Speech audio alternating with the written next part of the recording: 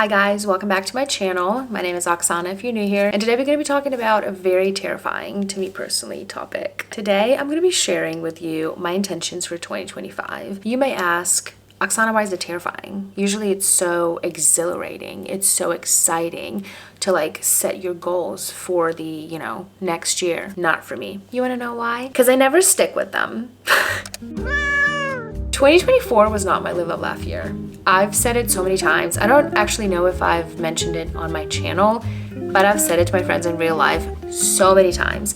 Neither was 2023, and let's be honest, 2022 is in a very similar fashion was not it. And I was looking, trying to find a common denominator, and I was like, why did those years were not my years?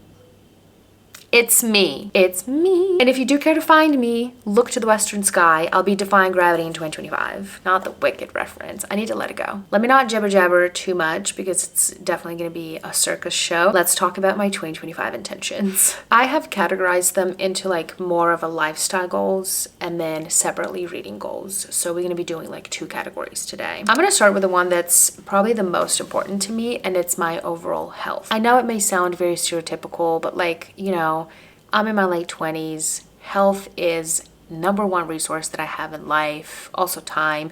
You know what I mean? Like, it's something that you need to pay attention to. I didn't understand it in my early 20s. Definitely not in my teenage years. But now I do understand it, I do appreciate it, and I want to give it my whole undivided attention. So I'm talking first and foremost about my mental health. In 2024, I've discovered therapy, and I'm extremely grateful to myself first and foremost for actually allowing myself to get in therapy. I've had amazing experience with both of my therapists in 2024, and yes, I do have two therapists, okay? I don't want to hear about it. But I've decided for myself that therapy is not something I want to be in for the rest of my life. I don't want to make therapy as a kind of a crutch to help me walk in life. I want to get everything I possibly can, all the tools to help me run, if that makes sense. I want to get to know myself very well as my behavior, and I want to learn how to deal with life on my own. And then if something occurs that I'm not familiar with, or a pattern that I do not recognize and don't know how to stop or prevent from happening again, then I'll go back in therapy and I'll work on that specific issue, if that makes sense. Continuing the health trend, my other biggest issue is probably my physical overall appearance and health. Ever since I was a little girl, I was struggling with my body image a lot. I was definitely a chubby kid and then like an overweight teenager. And then now, well into my adult life, I'm struggling with that as well. On top of that, I do unfortunately have a history with ED or eating disorder. I don't want to say I'm in remission now because definitely not. I feel like I'm kind of making myself believe that I am, but I definitely recognize the patterns that are repeating themselves. In 2025, I definitely want to pay more attention to that and kind of get myself to the level where everything's stable rather than spikes here and there, because I really need to leave this cycle. It's toxic. I either need to accept my body as it is right now, fully, no questions asked and nothing like that, and just live with it and love it, or I need to do everything I possibly physically can to either lose weight or get myself to like a healthy weight or anything like that and live with that. This next one is something that I am most apprehensive about, and I don't even know why, but I want to change careers in 2025. Currently, I think I've mentioned it before, but I'm working as a server. I do have a morning serving job at like a breakfast type of place, and then I also have an evening serving job at like a more high-end sit-down dinner restaurant / cocktail bar. I complain about my jobs a lot, but despite of that, I do genuinely love them. I really do.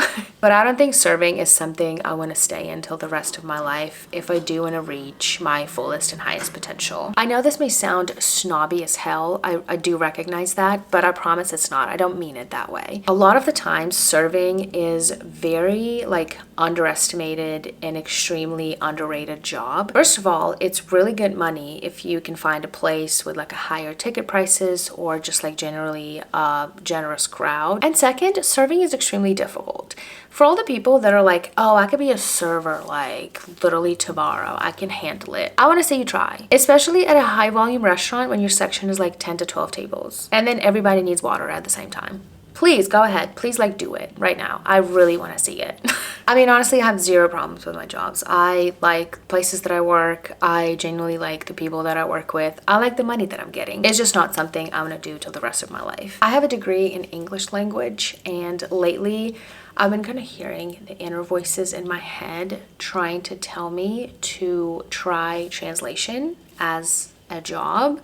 Being a translator or an interpreter is something that genuinely fascinates me because I love languages. So recently I had an idea, why don't I try and find a job at a Ukrainian publishing house and help them with translation? And this idea came to me fairly recently when I started reading again, because I was like, there are so many cool Ukrainian books that just need to be translated into English, because I want the world to know about our authors as well. Same with books written in English. Like, some of them will probably never be translated into Ukrainian, and people here that do not speak English will never find out about these great, genuinely great, awesome books. And I want to be the person who helps make this happen. It sounds so cool to me, genuinely. Another path that I want to explore is actually go back to is HR. When I was living and studying in Canada, my postgrad education was in business administration, specifically human resources management. I absolutely loved it. I adored it. But when I moved to the US, I couldn't find a job in it at first. Then I gave up and went to serving because I needed money to pay rent, pay my bills and stuff like that.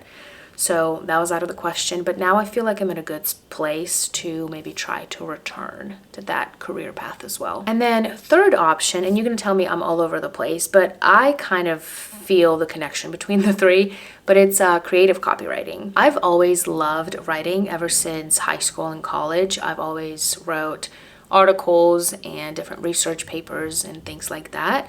And recently I also graduated from the online course about creative copywriting, and I really want to give it a go as well because I love the world of social media and marketing. So it would be ideal if the position would be something to do with social media. Next one, pretty standard. I want to learn languages. Specifically, I finally want to bring my French to that sweet spot where I can understand and say something back when I'm spoken to. Because as of right now, I have really good understanding of what is going on, and I can pick up a lot of words when people are speaking, but I can't say anything. So I'm literally just sitting there blinking. My mom is fluent in French, and my biggest motivation is to finally be able to have a conversation with her in French. That'll be cool. My next goal is YouTube related, or this channel related specifically. I want to gain 1,000 subscribers by the end of 2025. And I know you may say 1,000 is a very low number, but if I said something like 10K or 50K or 1 million, I know it's not happening till the end of the year. I really know. So I'll be disappointed. So I'm going to put it as 1,000. I think it's a very reasonable number. And I think if I put a lot of work, a lot of hours in this, it will happen. So we're going to manifest 1,000. We had to switch the angle a little bit because my knees were killing me. So last goal for the lifestyle section is going to be, I don't even know how to honestly make sure that it comes true or that I am consistent with it. I really want to work hard, and I want to give it all in 2025 to be the best version of myself. This goal is specifically related to having accountability for my actions. I give myself so much wiggle room. I'll be like, I'm going to do it today. And then I don't do it. And then I'm like, you know what? It's okay. It's okay, Oksana. You always have tomorrow to do it. And then that mindset, I think, is something that let me not do it at all. Not get to it. I always miss the deadlines. I just don't have any accountability for my actions. So I genuinely am curious to see what could happen with my life, what can change if I just give it all. If I give it my best, if I do everything I can. So we're gonna see in 2025. I'm gonna work hard, I'm gonna prioritize myself, and I want to be able in 2025 at the end of the year to say, you know what? I did absolutely everything I can. I'm drinking a second cup of coffee at 4:14 p.m. I'm not going to sleep today. All right, you guys, the sun is setting. I'm going to try to be quick. Reading portion of setting intentions for 2025. We are starting very delusional. I want to read 100 books this year. Help. In 2024, I set a goal for 50 and I failed. I only read 38, but I have good reasons for that. Well, not good reasons, but I have explanations for that, okay? In 2023, it was 50 and I reached that. And then in 2022, it was 50 also and I reached that. So if I can reach half of that, now that I'm reading more and I'm reading more consistently and I'm kind of like in the reading space, and having this channel is a great motivator to read more as well, I think I can do 100. So we're going to keep it 100. This next one, I don't even know how to describe it or categorize it, so I'm just going to say it. 2025 is the year when I'm finally going to be reading Sarah J. Maas Universe. I have to read ACOTAR, Throne of Glass, and Crescent City, or my best friend's literally going to block me on every single social media. Also, this year, I want to explore new genres for myself. I want to read more literary fiction. I've kind of started in 2024, but because I did not know what to get and what books were good, I had some obscene picks. In 2025, I'm going to get a little more guidance, a little bit more recommendations, and I think I'm going to be reading better crafted literature, maybe the one that's more suitable for my tastes, but we're going to give it a go. I also want to explore science fiction because it fascinates me, and then, I can't believe that I'm saying this, but nonfiction as well. There are some books that I'm interested in. We'll see if the genre is for me overall or not. Next one is very simple. If I started a series and if it's a finished series, I have to binge it. I can't explain it. It doesn't sound very healthy. As a matter of fact, it actually sounds very toxic of an intention, but I just want it. I just need it. I have to do it that way. Otherwise, I start so many series and then I forget that I started them, and I like the not knowing the ending of the series haunts me in my sleep.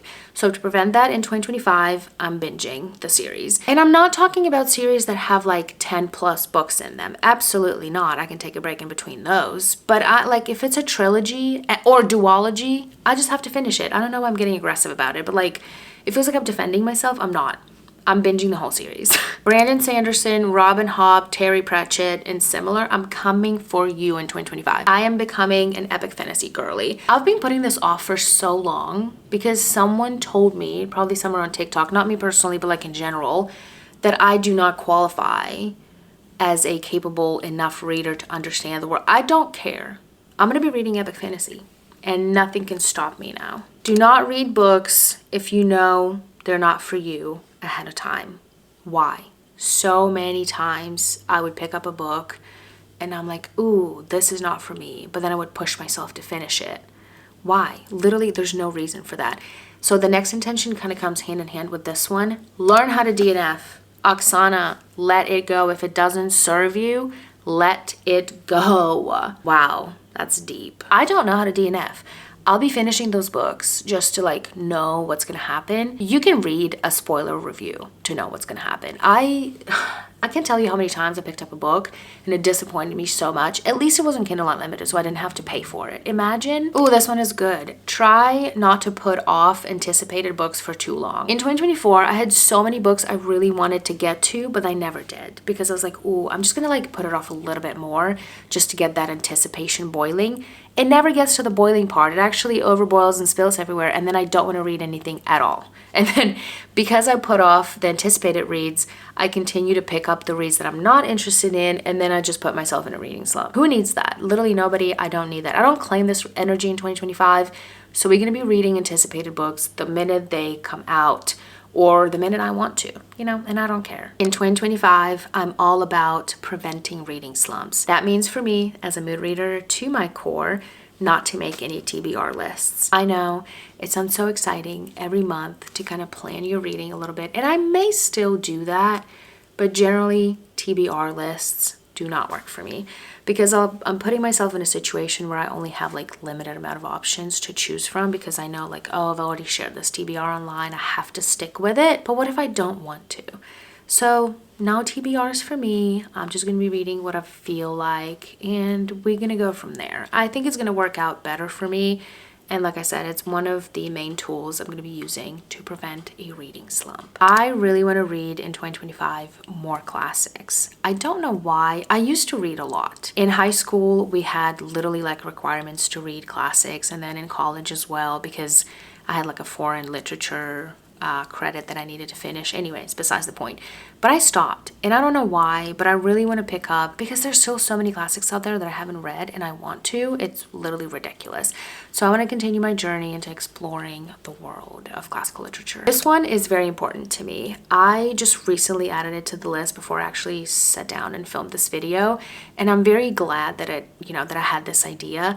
But in 2025, I want to read more Ukrainian literature, specifically modern Ukrainian literature, because living in the US, not being in Ukraine 24/7, I feel like I kind of fell out of context a little bit, and I don't even know what is happening in my home country anymore. Yes, I know I can listen to the news. Yes, I know I can ask my mom and my friends and stuff like that, but I want to feel what the country's feeling through reading the books that the country's consuming. With that, I kind of have like a sub-intention. Since I'm trying to grow audience here online, I really want to create this reading community with friends that share my goals and share my vision, and people that I kind of relate to as well. I want to popularize Ukrainian literature through this YouTube channel as well. There are so many great authors and so many great books that I want to be translated into English to be able to enjoy and, hear about Ukraine. I want people to know about this beautiful country and about talented people that live in this country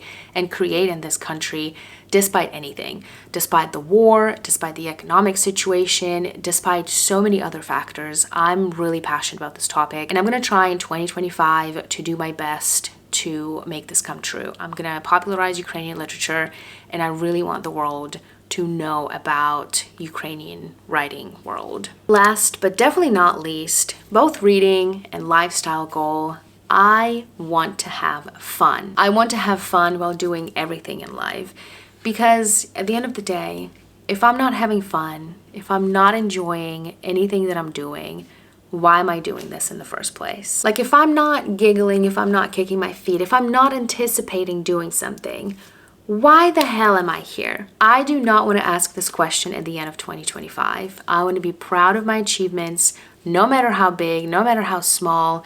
I want to sit here at the beginning of 2026 and be like, you know what, guys? We did it. We did it. I did it. I'm so proud of myself. I'm so proud of you.